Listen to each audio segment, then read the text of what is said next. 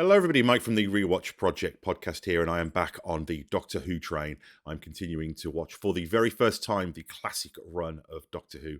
Apologies for the break in programming, life, work, all of that good non-video podcasting stuff has been quite busy recently, but now I am back and I'm looking forward to watching some Doctor Who.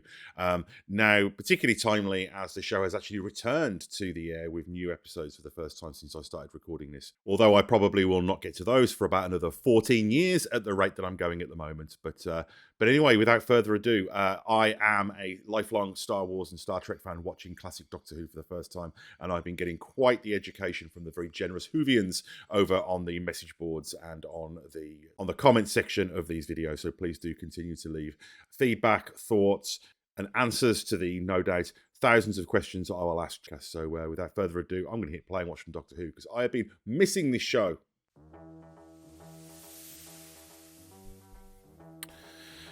Oh, it's nice to be back.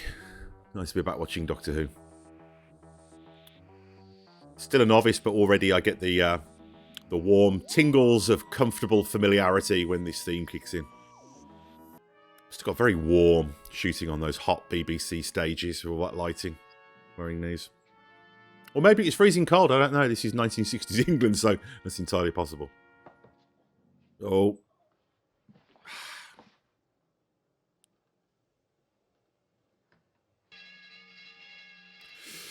Been stitched up, mate.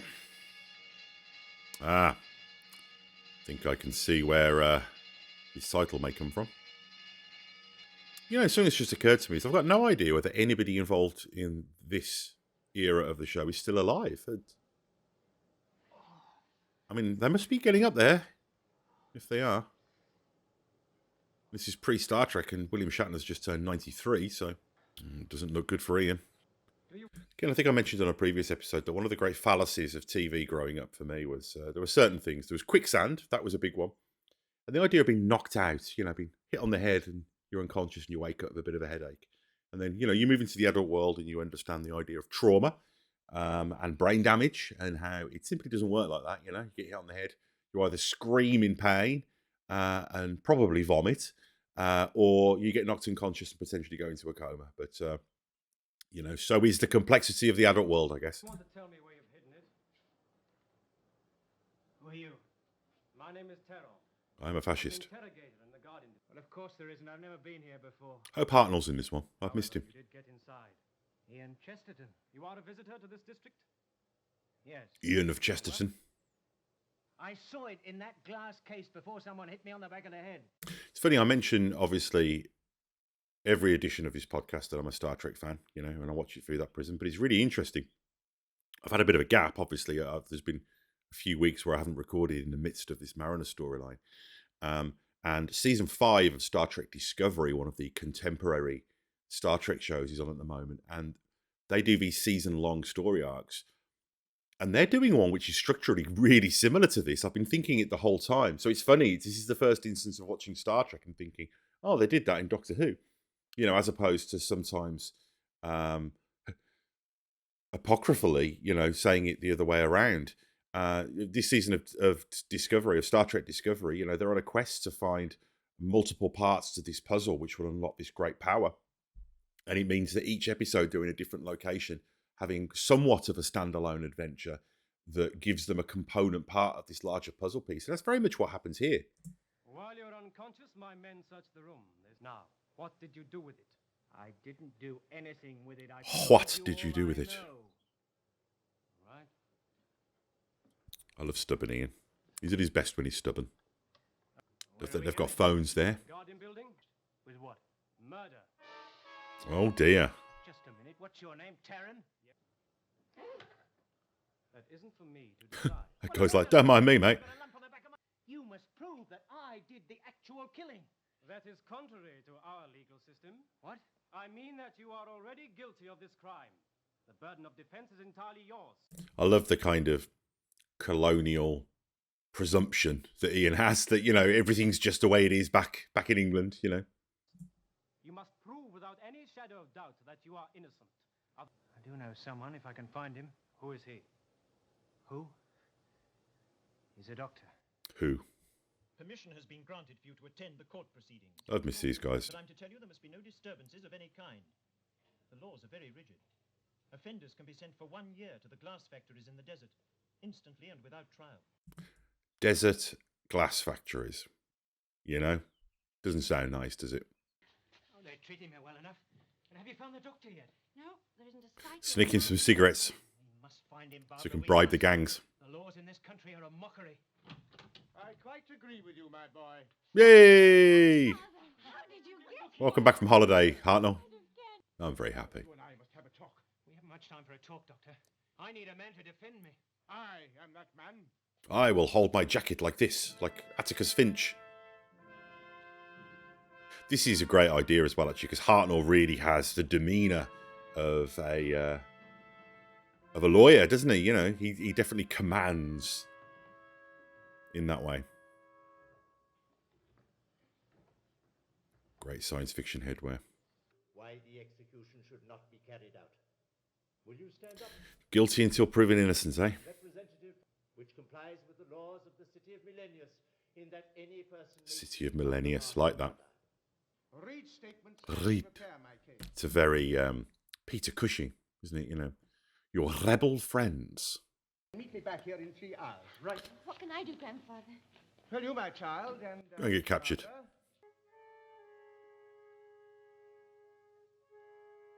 Got the law clerks working. If anyone had the key on them, the scanner would have detected it. I like that this guy, I mean, what, he's not evil. He's just very officious. You know, he's just very part of that. Again, that Kafkaesque bureaucracy, that's something that we've seen a few times here in Doctor Who. The inescapability of rules. Supposing the murderer hid the key. What? Have you any idea how the key I love got out? Hartnell when he's thinking. elementary. Father, do you mean Just no? like a reverie, he just goes off. Time, my child. The important thing is, I believe I Well, know it's got great bits of business. You know, that's the actually term, isn't it? You know, when you're fiddling with something or examining something, it's a very theatrical thing. It's a very kind of being in the foreground on the camera in a limited frame and just making things interesting and articulating the inner life of the character. And that's something that Hartnell just seems to be an absolute natural at. killing. But how? Taran's been working on it all day. You've only... See the wheels turning. A grave error, yes. A very grave error. Now, Barbara, you imagine that you are Chesterton for a moment. Come here. Hartnell's bringing a lot of energy to this episode. Please. You look into the room, you see a body on the floor. What do you do? And you are struck down so. Now, he can take what he came here for. He opens the case, lifts the key, the alarm bell sounds. Now, It's like JFK, this is. so he Magic bullet. steals the key, runs to the door, Runs? opens it, gets out, and then closes it. I can't prove at this very moment that Chesterton didn't hide it in its present Bit of a location. flub there. What do we do then? But this has been a long scene with a lot of information and dialogue, so Very, very fair play. interesting. He doesn't. The other thing that's great as well is the confidence, because when there are these little flubs, which of course are going to happen, you know, because of the way that they shot these things.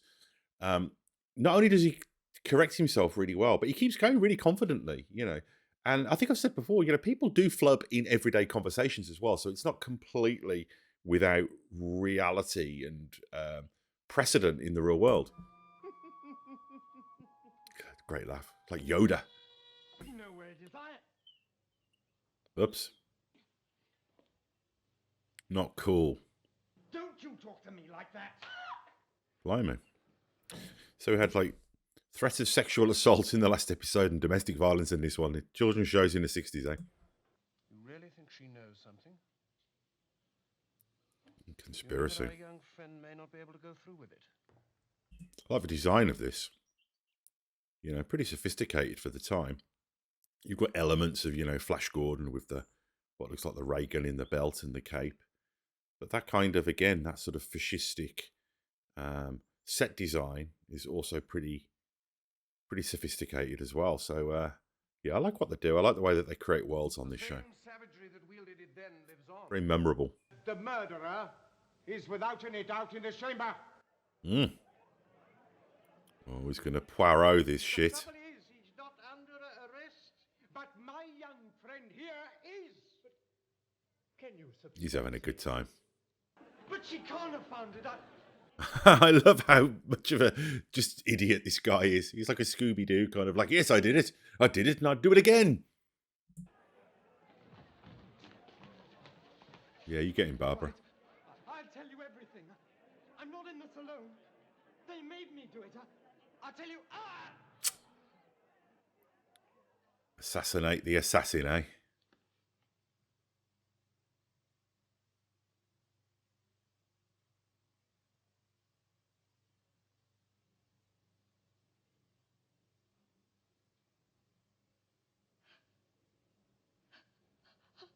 Bit of a laboured camera movement there.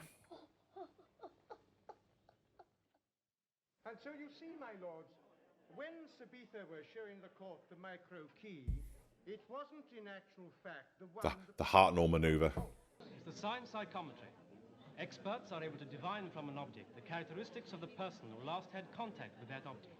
Well, that sounds an improvement on fingerprints. Fingerprints It's like genetics, isn't it? It's not important. involve Aiden in the murder and robbery. Pinning the conspiracy on him. We will now hear a statement, a closing statement from the defense. Well corrected. Asked for time to produce new evidence. Denied and executed in the prescribed manner. Oh dear. You must tell Taron and the doctor quickly. Yes, but what does it mean, another death? Whose death? Ian's, if you don't hurry up. Who? Barbara, listen, there was... Susan? Ah, told you. Captured. Are you there, Susan? Okay, so the Keys of Marinus. I'm guessing that's the final part of this serial. Guess I'll find out soon. So, no, very enjoyable. I do like this whole kind of story arc, but broken up into somewhat self-contained episodes. Really nice to see Hartnell back, to see him energized, to see him kind of getting an opportunity to really chew it up, you know, and do his, like I say, his kind of Atticus Finch, lapel holding orator piece that he does so well. And I'm just really glad to be watching Doctor Who again as well. So any thoughts on this episode or any feedback, the best way to do that is just to leave comments on the YouTube channel or email me at rewatchprojectpodcast@gmail.com. Also check out the Rewatch Project podcast with Hannah and Mike. We're covering Twin Peaks at the moment. We just did a bunch of X-Files stuff as well. And I look forward to coming back with what I believe is the 6th and final part of the Keys of Marinus, the eponymous Keys of Marinus episode. So see you soon. Goodbye.